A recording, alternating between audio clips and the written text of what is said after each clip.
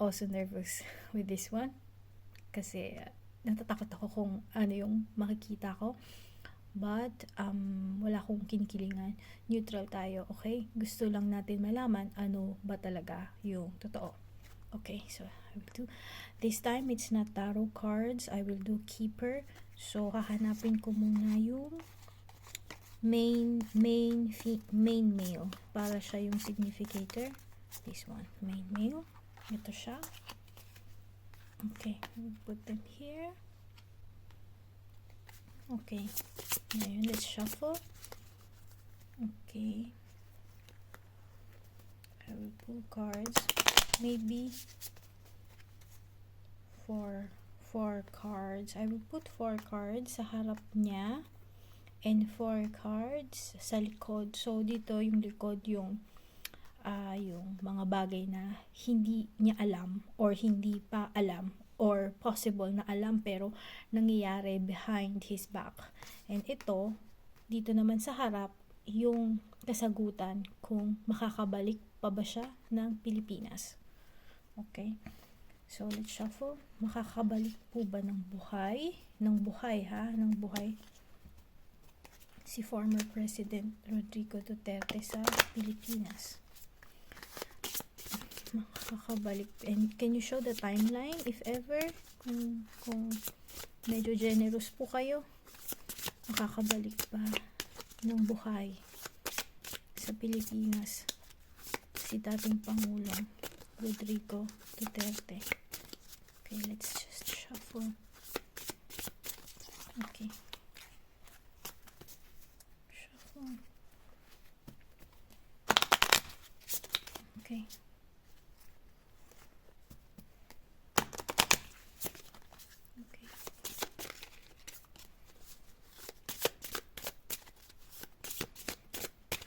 Okay, this one. I put the card here. Ito yung sasagot sa ating katanungan. Kulang ako sa gitna, although shuffle ko siya. And then here, up to here. Okay, 4. So, syempre, suspense. Diba? Iuusog ko lang dito. And 4 dito. Ito yung mga nangyayari, kumbaga sa likod ng tabing. Maaaring challenges, maaaring hindi. Basta yung hindi nakakaalam, hindi niya alam or hindi alam ng nakararami or whatever. 4. I will put 4 cards also. So, hindi naabot ng camera. Okay, ito na. Open ko muna yung sa back. Big luck. Murky thoughts. Legal matters. High honors. Okay. Open muna natin, okay? Military. Journey. Prison. Unexpected money. Si Duterte, yung main character, main male. So, nilagay ko to sa harap niya kasi gusto kong malaman ano ba talaga. So, keeper yung ginamit ko para mas specific compare sa tarot. But although we can use tarot later. And then, nilagay ko sa likod niya yung mga bagay na maaaring hindi niya alam or hindi natin alam kung sino man, 'di ba, na nangyayari sa likodan niya. I feel like siya to na hindi niya alam na nangyayari sa likod niya. So, inilagay ko siya dito.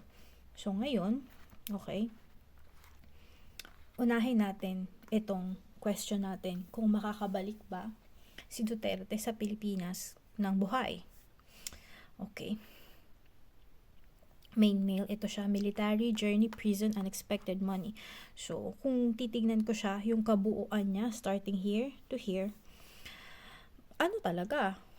Kumbaga, mahigpit talaga doon. Kumbaga, although, kasi naman dito, yung kulungan dito, hindi naman kagaya ng kulungan sa Pilipinas, or, di ba meron yung kulungan pag nanonood tayo ng movie sa US, sobrang higpit. Doon kasi mahigpit kasi syempre sagutin nila pag may nangyari doon sa mga nakakulong or syempre kay Duterte, 'di ba? Kumbaga pag may nangyari sagutin nila. Tsaka ito malaking issue to, 'di ba? Kumbaga hindi lang Pilipinas yung nakasubaybay dito. Kasi 'di ba? Si Duterte yung pinakasikat na presidente ng Pilipinas. So wala akong kinakampihan dito ha. Nagbabasa lang ako ng card.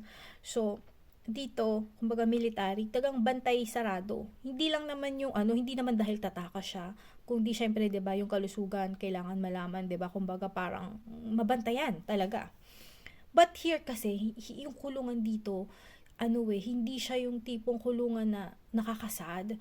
May mga ano, may mga tao na hindi naman from here, hindi naman galing ng Europe, pero alam mo, pupunta sila dito, tapos gagawa sila ng krimen para makulong sila kasi dun sa lugar nila wala silang makain. Pag nakulong sila, makakakain sila. Tapos, parang nasa hotel ka lang. Minsan nga, I don't know dito sa may ICC ha, pero parang ganun din eh. Kasi ganun yung rules dito eh. Hindi porket nakakulong, ano eh, parang sinasakal na, 'di ba? Kagaya sa Pilipinas talagang sobrang kulong. Dito nga may mga kulungan nga dito na wala namang bakod. Tapos naglalakad-lakad lang sila, hindi naman sila tumatakas. Ganun. So, yung kulungan dito, maganda yung kondisyon, mas malaya, 'di ba? Pwede kang ang alam ko, pwede kang manood ng TV, pwede kang mag-laptop. Oo, ganun. Kumbaga, maayos, pati pagkain maayos, hindi tulad sa Pilipinas na mahirap yung sitwasyon. So, ito, parang bantay lang to para sa ano, security. Siyempre, pag may nangyari sa preso, sa kanya, lalo to, kay Duterte, lalo, kumbaga sikat na case ito, siyempre, sila yung mananagot, diba? So, pero bantay, sarado talaga yan. Hindi bantay sarado, bantay talaga yung security. Tapos ito, journey. Journey kasi parang, kumbaga, mahaba-habang proseso. Kung i-apply ko dun sa question natin, mahaba-habang paglalakbay. Makikita mo naman ito, prison. Pero ito, yung sa huli, unexpected money. So, kumbaga, mahaba-habang mga proseso, pero medyo komplikado. Dito, may worry lang ako dito. Parang ang dating kasi dito sa akin is, nauna yung journey bago yung prison. Kasi ang basa ko nito, kung saan siya nakaharap pa, ganun. 'Di ba? Ang ano wag naman, pero parang, alam mo yun, parang wag naman na ilipat siya ng ano, ng location, ng ibang prison, ng ibang bansa. Pwede siguro sa Pilipinas, pero mas mahirap ang sitwasyon kapag nakakulong ka sa Pilipinas eh. Pero yun nga, mas malapit ka sa ano, kumbaga sa mga tao, sa mga ano mo, tao, sa kababayan mo, 'di ba? Sa pamilya mo.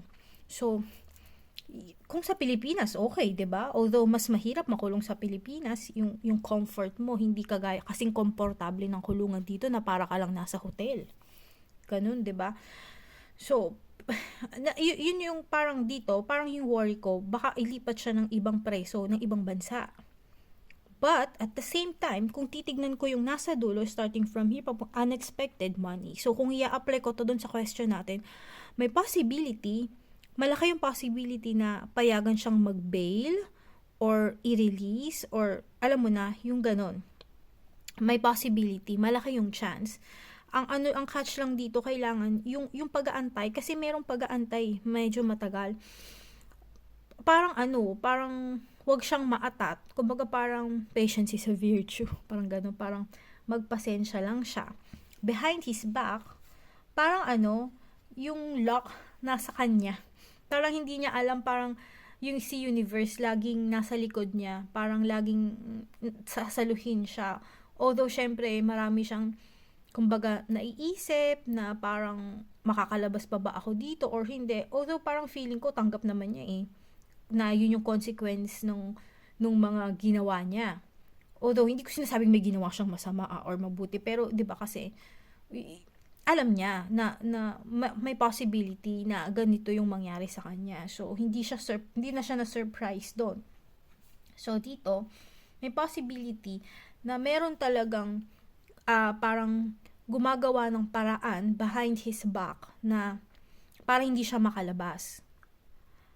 At meron din akong nakikita na parang unexpected help, na parang merong tutulong sa kanya. Merong hindi siya alam kumbaga na nangyayari na behind his back na parang sa huli magiging pabor pa sa kanya. May possibility na maging pabor sa kanya. So, kumbaga overall, malaki yung chance na makabalik siya ng Pilipinas. Basta malampasan lang niya talaga yung health niya, wag siyang mawalan ng pag-asa. Kasi meron kasing ditong meron ditong parang feeling ako na parang tanggap niya. Okay? Dun sa mga fans ni Duterte, huwag kayong mag-alala, hindi naman siya nahihirapan sa kulungan. Hindi siya hirap kasi yung kulungan dito sa Europe is maayos.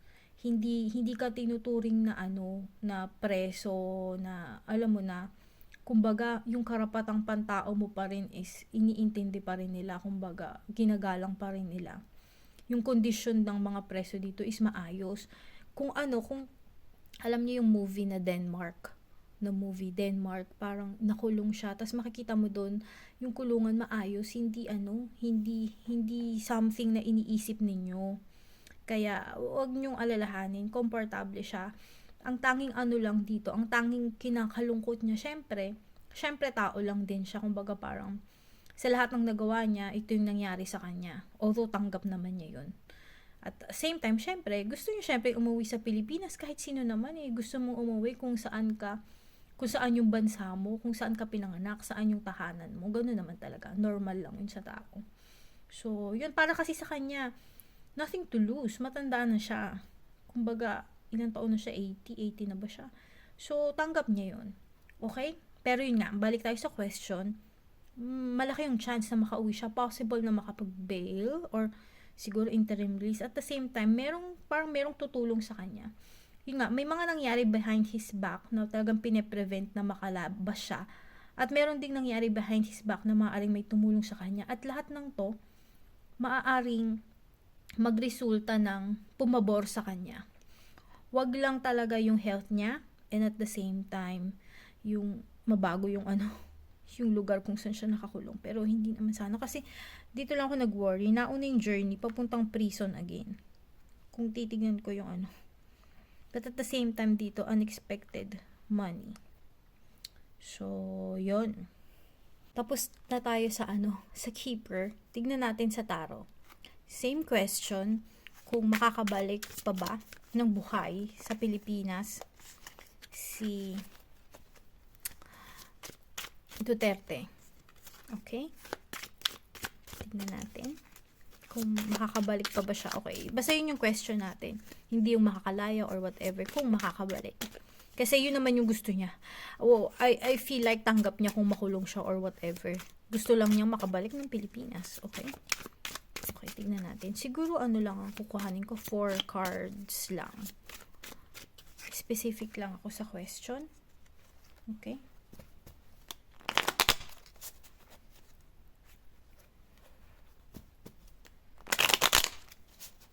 Okay.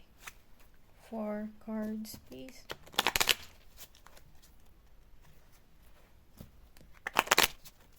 Makakabalik pa sa Pilipinas si former President Rodrigo Duterte. Okay, neutral tayo. Wala akong kinikilingan baga parang, naiintriga. Tama ba yung word ko? Parang curious, sorry. Ang bakit ang word, naiintriga. Parang showbiz. Curious, okay? But we don't wish harm to anyone. Whether it's pro o anti, bad po yun. Huwag tayo nag-wish ng hindi maganda sa kapwa natin. Okay? Okay.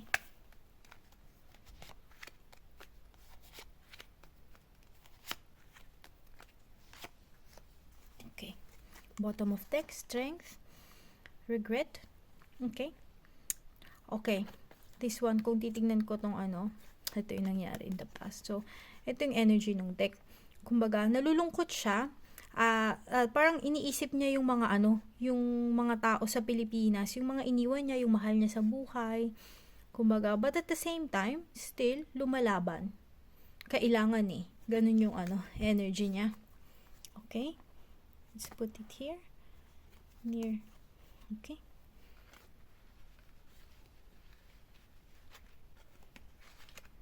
Oh, okay. Malaki yung chance na makabalik siya sa Pilipinas. Ay, past, present, future, immediate future, distant future. Oo, makakabalik siya. Although wala akong nakitang major arcana. Major arcana is strength. So, kumbaga parang malaki yung chance na makabalik siya sa Pilipinas. So, parang